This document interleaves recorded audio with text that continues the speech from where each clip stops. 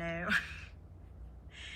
Okay, people, I just had to come on here because I literally just finished my interview with ABC, which was very exciting to shoot. And as you can see, my very boring and ugly background here. I've got my green screen, but you probably don't want to see what's behind it. So anyway, how do I make this bigger so I can see who's here? I don't know.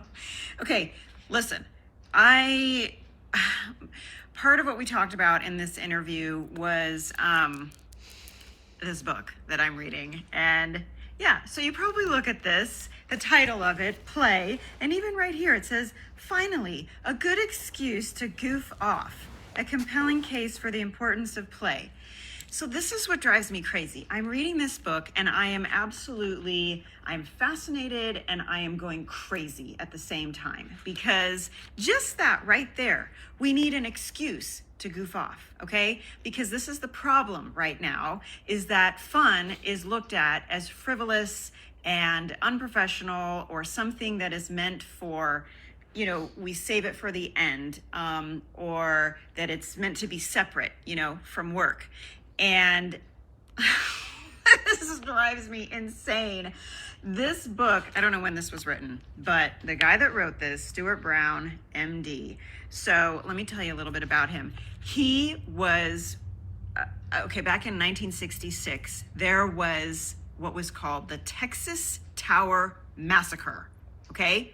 This was the beginning of school shootings, all right? So this kid climbed up into this tower with a gun and started randomly shooting people. He shot and killed 15 people, including a pregnant woman, and injured another 38 before he was finally taken down. And this happened not long after the Kennedy assassination. And so the governor of Texas actually hired the guy that wrote this book and a whole team of people and gave them unlimited funding to look into this problem and to figure out, why does this happen? What are the traits and the characteristics of people like Oswald and like this Texas Massacre kid? And, what are the traits, the personality, what are the characteristics that we need to look for to prevent this from happening in the future? And they actually figured some things out. This is what is amazing to me, because this happened in 1966, people. This information has been around for 60 years, okay? And are we doing anything about it? I don't know, because what I see is a lot of kids that are put on prescription medication and not allowed to play and reset. My sister was a teacher, and for many years, and a lot of the mantra is, it's all about the test scores and reducing recess and free play and just. Anyway, so here's some lines from this book, because this is crazy.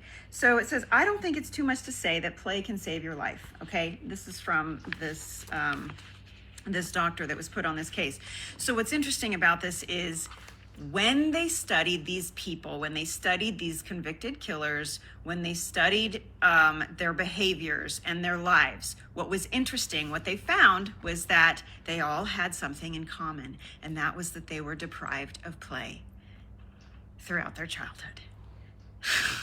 Just let that sink in for a second, okay? And if you really think about it, when you think about these kids or these people that take guns, that get in their cars and drive up on the sidewalk and run over innocent people, or take these guns to school and start shooting people up, these people are, hey, Jim.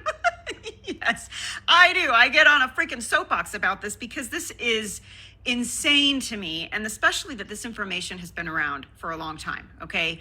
So what happens, kids that are loved, that have love and joy and play in their lives, that have gratitude, that have joy in their heart, they don't take guns and they don't go run out and do this crazy stuff, okay? So what's happening in society right now is it's backwards. we put play off. We look at it as frivolous. We look at it as unprofessional.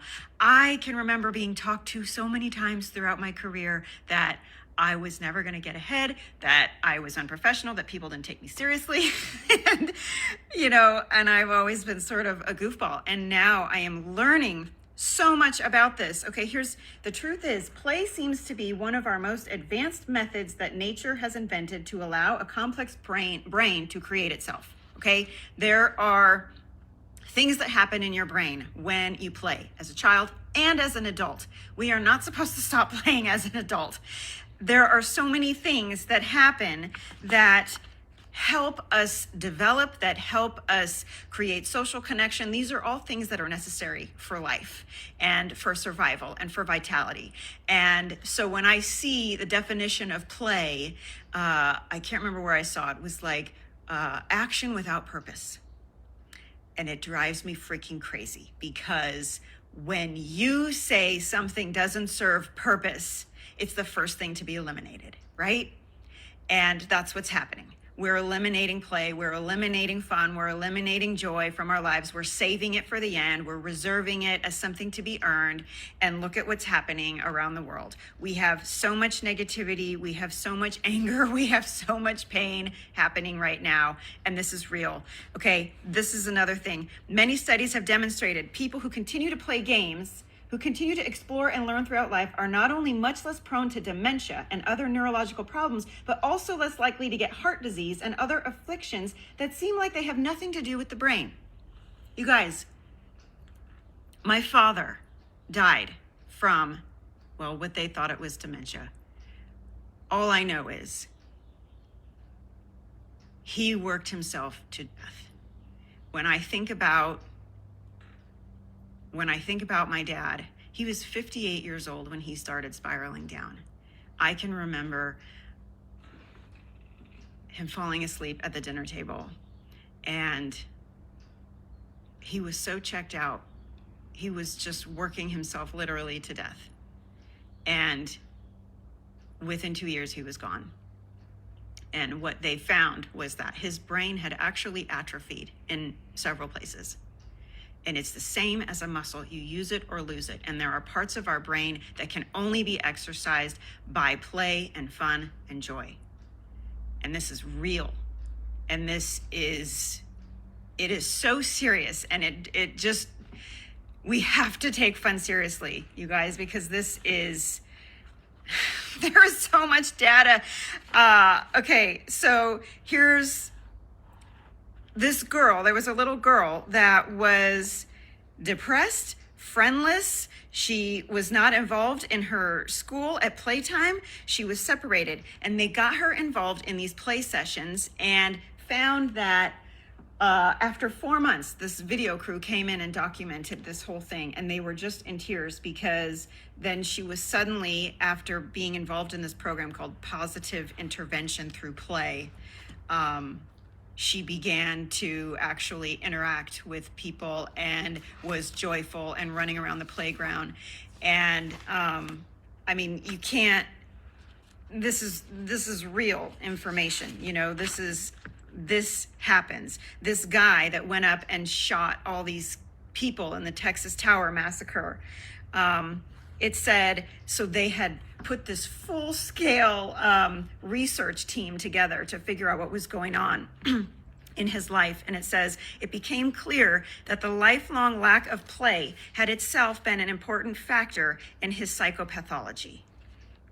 What the hell? I mean, it makes me so happy, and at the same time, it breaks my heart, because I feel like this is a huge problem right now.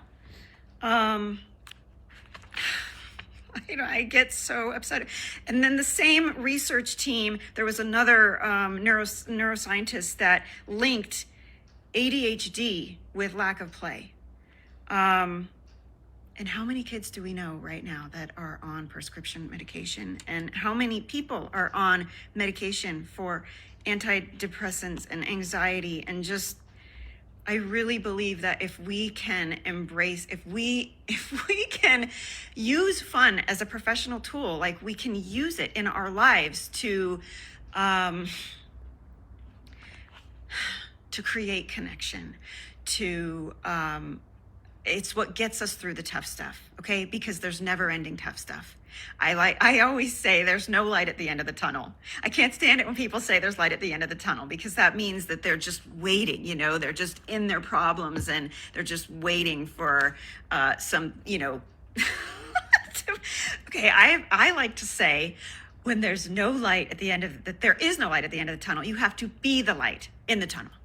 You have to be the light in the tunnel, because there's always going to be stuff. There is always going to be stuff coming at us, no matter what, whether it's small problems, big problems. When one thing ends, another one begins. It's maybe at a different capacity, a different size, a different shape, but we will always have problems. We will never reach a point where our problems are over. Okay. And so if you're waiting for that day, you've got a wake up call. Okay. Stop putting off the joy. Stop putting off the fun. You've got to be the light in the tunnel, because that is what will get you through. You have to find the joy, find the love, find the gratitude, find the gift. There is something there. Things don't happen to you. They happen for you. There is something there. And so you've got to find whatever that is and be the light, because you never know who else is in the tunnel. So be the light, lighten up. We have to lighten up. It seems like sometimes we compete for misery. I mean, how many times have you heard people say something like, oh, geez, I've got 3 projects at work and my car broke down and my kids are sick. And then, the other person responds and says, oh, well, I've got 8 projects at work and I don't even have a car and my kids have been sick for the last 3 months. I mean, it's like we compete for this misery. And fun is frowned upon. I mean, how many times when you hear someone's Joe's on vacation. Oh, figures. I mean, we're never happy for the person on vacation. Why is that? We need to celebrate fun. We need to encourage it. We need to encourage joy and, incorporate. I know I'm starting to ramble, so I'll end this, but I just got to say, I have been just so fired up lately as I've been reading this book and other books like it, and just researching how vital this is to our survival, to our existence. And so that's why I created my game show.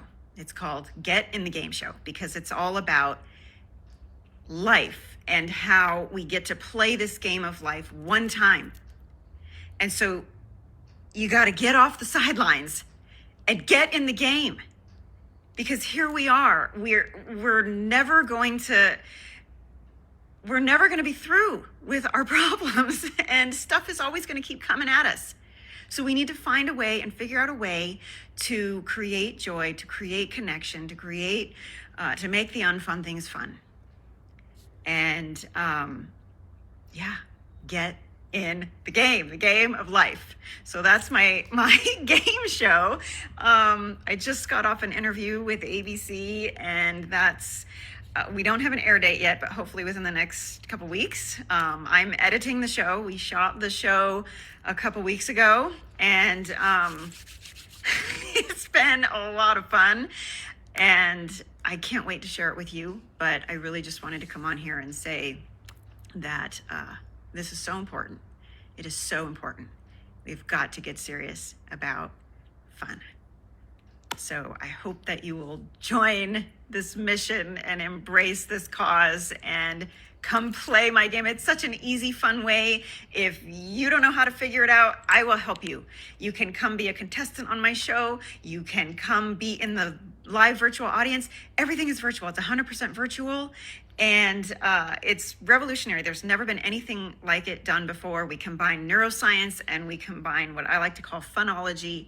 And the games are specifically designed to, release certain chemicals into your brain and to help you be more focused. And I've been consulting with all these very smart people, these neuroscientists and neuroplasticians, and just, to come up with these games. And you don't even realize it's happening. And that's what's so cool. As a viewer, as a participant, you're just playing a game. and there's just great stuff that's happening. And so I hope that you guys will subscribe, go get in the game show on YouTube, and then snippets of it are going to air on this ABC segment. I'm a recurring guest, which is awesome and crazy.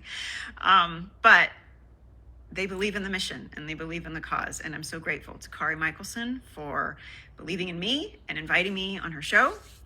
And so I hope you guys will tune in and check it out and come play. That's all I have. Thanks for listening. Michelle! Oh my gosh. Okay, she has the best laugh on the planet. And I'll tell you, laughter, there are so many benefits to laughter. Laughter is contagious.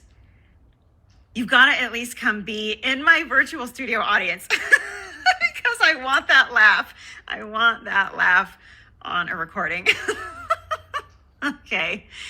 Thanks, you guys. Great to see you all here, and I appreciate you watching.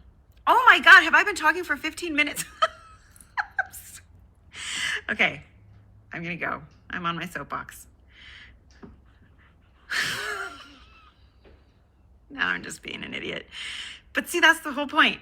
It's okay to be an idiot. You gotta lighten up. You gotta be able to laugh at yourself, okay? So, I'm not afraid. I am not afraid to make a fool of myself.